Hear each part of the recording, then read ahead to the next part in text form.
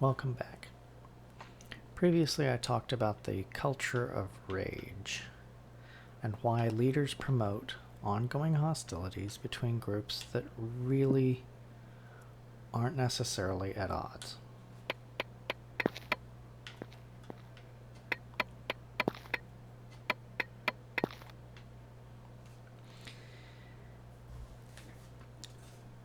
I talked about how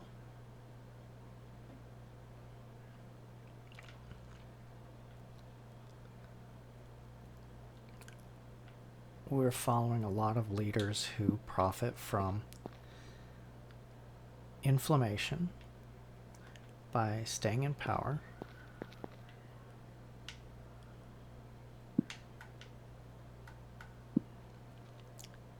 through the use of inflammatory talk that keeps us from seeking real solutions and it keeps us from improving situations, keeps us from improving tensions between and in our communities, and keeps us from improving understanding and cooperation, because it's promoting having us at odds with each other.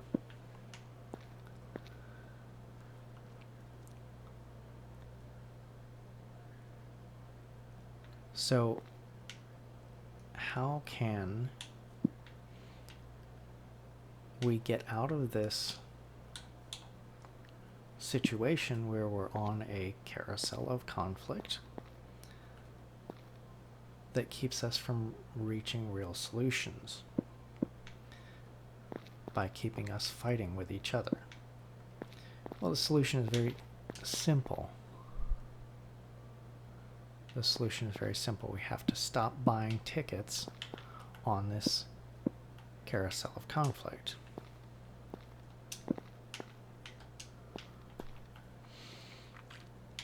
So what does that mean? Well, first of all, we have to realize what staying on this carousel of conflict looks like.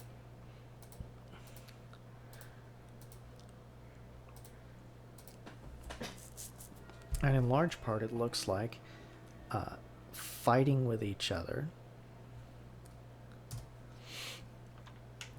and not really considering why we're fighting with each other, and not looking for common ground,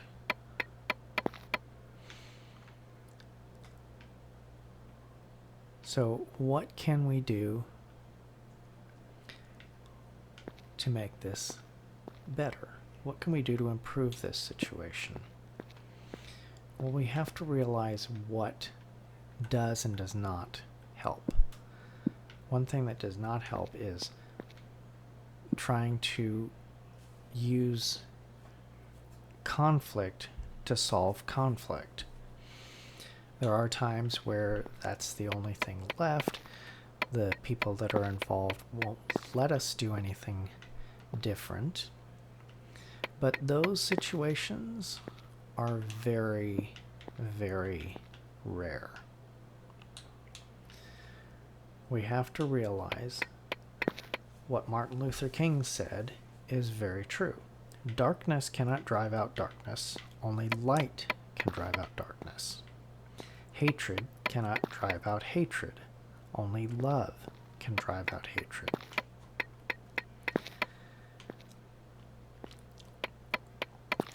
So what we need to do is we need to look at each other with love and look for common ground. We need to look for reasons to work with each other, reasons to talk to each other, consider each other's points of view, try to find solutions instead of just looking for ways to make progress on our plans.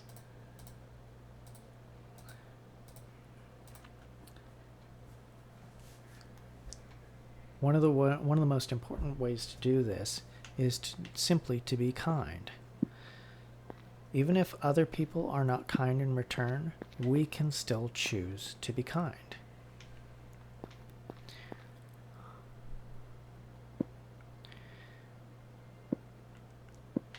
We always have the choice to be kind.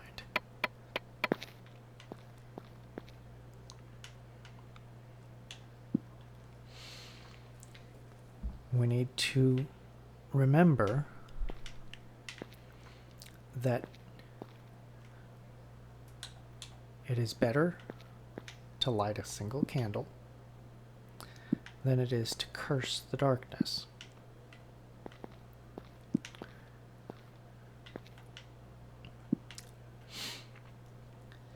You need to do good to those who hate you. In the short term, it may make things easier on them and harder on you, but in the long term, it's the only thing that is going to lead to improvement. Someone has to take the first step. Someone has to be the first to seek peace, to look for a truce. Someone has to be first. If no one is first to seek peace, to seek truth, to look for common ground, then no one will ever find it. And that really doesn't help anyone.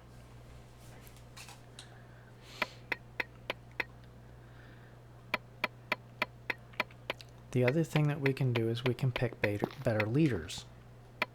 I know that there are arguments out there that say that if you don't vote for so-and-so over so-and-so else, that you're wasting your vote, or that your vote doesn't really make a difference.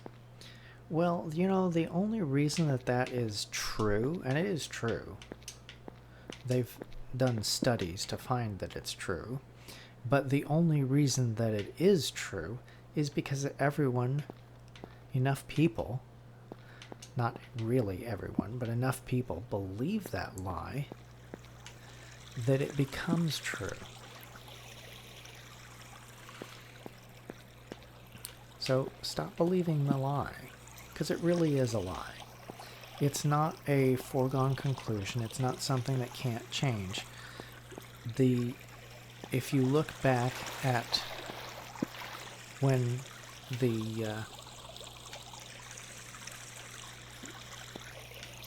Stop Online Piracy Act, I think it was, SOPA, was being considered, people were telling those opposed to it, oh, just get used to it, figure out how you're going to live in a world where this is the law, because it's going to pass. Well, the voters stood up, and the voters made it clear that they did not like this law, and it did not pass, at least not in its first iteration, because the representatives found that as hard as it is to get elected without the financing of special interests, it's even harder to get elected without voters. And the voters did not like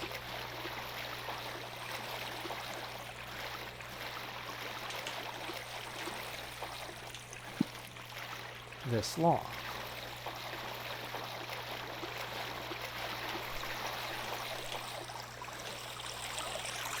And they made that displeasure very clear. Now, if the people who fought against that law had just sat down and said, well, you know, there really isn't enough support to keep this from happening, it would have gone into law right away. But they didn't. They fought it because it was a bad law. They fought it, and enough people joined them that it became something that was not politically expedient to support. That's not the only thing that this can happen with. So just because people tell you that something is impossible, because not enough people are going to ever do the right thing to make it happen, that doesn't mean that it's true. It's actually not true. The only reason it remains true, and it only remains true as long as enough people believe it. It's one of those things that changes based on how many people believe it. Now, not everything is like that. There are some things that are reality and don't change based on how many people believe them. But this is one of those things that does. So how you vote matters. By the way, that quote about not being able to get votes, not being able to get elected without financing versus not being able to get elected without votes was from Cory Doctorow. Just want to give credit where it's due. So part of the solution is to stop being angry. There is probably lots of stuff that you can rightfully be angry about, but just stop being angry about things that you don't have to be angry about.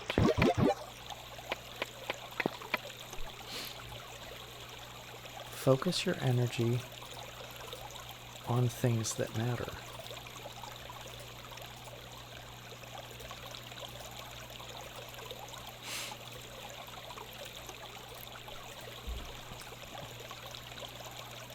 Remember that anger doesn't really solve problems. It doesn't improve things. Unless it is spurring you to do something good, something that you needed to do, anger is pretty useless.